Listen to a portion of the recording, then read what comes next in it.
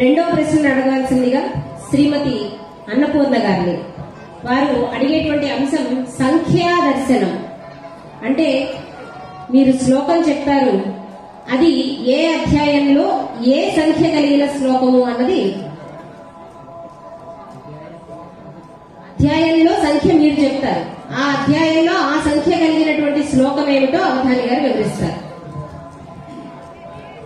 సభయమ్మ అవిద్యానామంతస్థిమిరమిహిరద్వీప నగరి జడానాం చైతన్య స్తబక మకరంద శృతి ఝరి దరిద్రానాం చింతామణి గుణనికా జన్మ జలధౌ నిమగ్నానాం దంశ్రా మురళీ పౌరహస్య భవతి.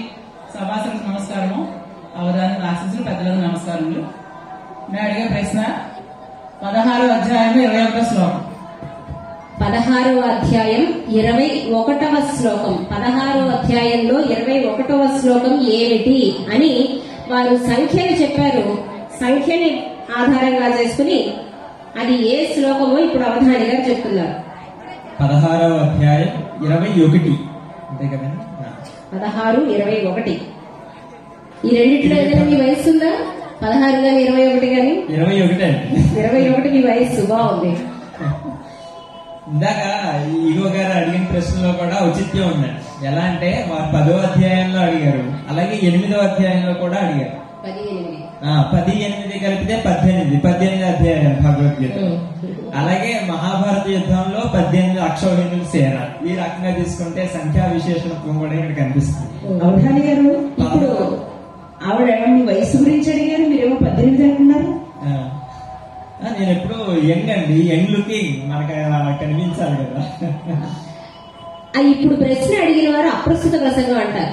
వారు ఏం చేస్తారంటే, ఇప్పుడు 16వ అధ్యాయం 21వ శ్లోకం అని అడిగారు కదా, ఆ 21వ శ్లోకం ఏమిటా అని అవధాని గారు గుర్తు తెచ్చుకునే క్రమంలో అవధాని ఏకాగ్రతని భంగం చేయడం కోసం ఏదో ఒక ప్రశ్న అడుగుతూనే ఉంటారు. ఆవిడకి సమాధానం చెప్తూ దాన్ని గుర్తు తెచ్చుకుని ఆ సరైనటువంటి సమాధానాన్ని అవధాని గారు ఇస్తారు. ఇప్పుడు 16 కాదు, 21 కాదు, 18 అని తెలిచారు అప్రస్తుతం వారు మీ వయసు. చెప్పండి. వారి సర్టిఫికెట్ ఇస్తే ఇంకా వారికి నమస్కారం అండి, అంటే ఇంకేం చేయలేము. ప్రస్తుతం వారికి ప్రస్తుతానికి మనకు వస్తుంది ఆ సర్టిఫికెట్. 16వ అధ్యాయం 21వ శ్లోకం. త్రివిధం నరకస్యేదం ద్వారం నాశనమాత్మనః కామః క్రోధస్తథా లోభస్తస్మాదేతత్రయం త్యజేత్. సరైనటువంటి సమాధానం అని పృచ్ఛకుల వారు మీ ధ్వని యంత్రంలో చెప్తే సభలో ఉన్న వారందరికీ తెలుస్తుంది సరైనటువంటి సమాధానం. ఈ శ్లోకంలో ఒక రెండు అంశాలండి మాట్లాడుకోవాలి. ఎందుకంటే ఈ శ్లోకం చాలా విశిష్టమైనటువంటిది. మనం ప్రతిరోజు కూడా సంతోషంగా జీవించాలని, ఆనందంగా జీవించాలని, సుఖంగా జీవించాలని కోరుకుంటాం కదండి. కానీ అలా జీవించకుండా మనలో ఏదో ఒక దుష్ట ఆలోచనలు లేదా దురాలోచనలు, దుర్భావాలు, చెడు ఆలోచనలు ఇవన్నీ కూడా కలుగుతూ ఉంటాయి. అది సహజం. అవి కలిగించేటువంటివి ఏంటి అంటే మనలో ఉన్నటువంటి అరిషడ్ వర్గాలు. అరిషడ్ వర్గాలు వేదాంత శాస్త్రంలో చెప్పబడ్డాయి. అవి ఏంటంటే కామ, క్రోధ, లోభ, మోహ, మద, మాత్సర్యాలు. ఈ కామ, క్రోధ, లోభ, మోహ, మద, మాత్సర్యాలలో మొదటి 3 చాలా క్లిష్టమైనటువంటి చాలా మనల్ని చాలా ఇబ్బంది పెట్టేస్తాయి. వాటి తర్వాత స్థాయి మోహ, మద, మాత్సర్యాలుగా ఉంటుందన్నమాట. ఈ శ్లోకంలో కృష్ణుడు ఏం చెప్తున్నాడంటే, నరకానికి ఏవో ద్వారాలలో పెద్ద పెద్ద 30 అడుగులో 40 అడుగులో ద్వారాలు ఉంటాయి, పెద్ద పెద్ద అక్కడ ఏదో డ్రమ్ములు ఉంటాయి, అందులో నూనె కాస్తారు. ఇవన్నీ కాదు. మన యొక్క జీవితంలో నరకాన్ని చూపించేటువంటి 3 ద్వారాలు చెప్పాడు కృష్ణుడు. ఏమేంటంటే కామము, క్రోధము, లోభము. కామం అంటే విపరీతమైనటువంటి కోరిక.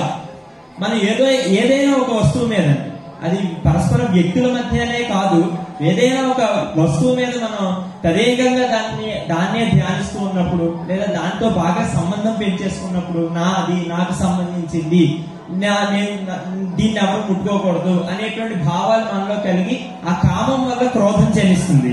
ఆ క్రోధం వల్ల మిగిలిన అరిషడ్ వర్గాలు కూడా మనలో ప్రేరేపించి మనల్ని అనేక రకాలైనటువంటి దుఃఖాలు పాలు చేసేస్తాయి. అందుకనే కృష్ణుడు ఏం చెప్తున్నాడు, జాగ్రత్తగా ఉండండి, ఈ కామ, క్రోధ, లోభాలకు గురి కావద్దు, వాటిని స్థాయిపరుచుకునే ప్రయత్నం చేయండి.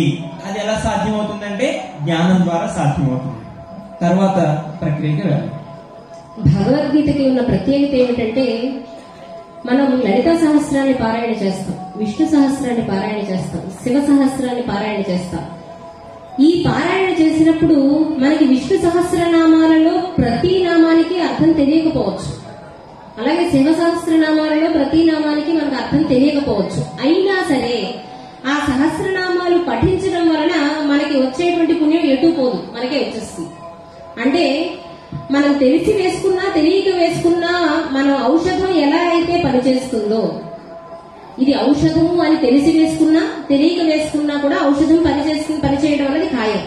అలా ఈ పారాయణలు మనకి ఆ నామాల యొక్క అర్థాలు తెలిసినా తెలియకపోయినా మనం పుణ్యాన్ని సంపాదించుకుంటాం. కానీ భగవద్గీత మాత్రం భగవద్గీత పారాయణ అని అంటాం, కానీ మనం పారాయణ చేస్తే మంచిదే, కానీ అది ఆచరణ యోగ్యమైనటువంటిది. ఖచ్చితంగా మానవుడు తన జీవితంలో అందులో ఉన్నటువంటి జ్ఞానాన్ని తెలుసుకుని ఆచరించవలసినటువంటి గ్రంథమే గాని కేవలము పారాయణ గ్రంథం కాదు.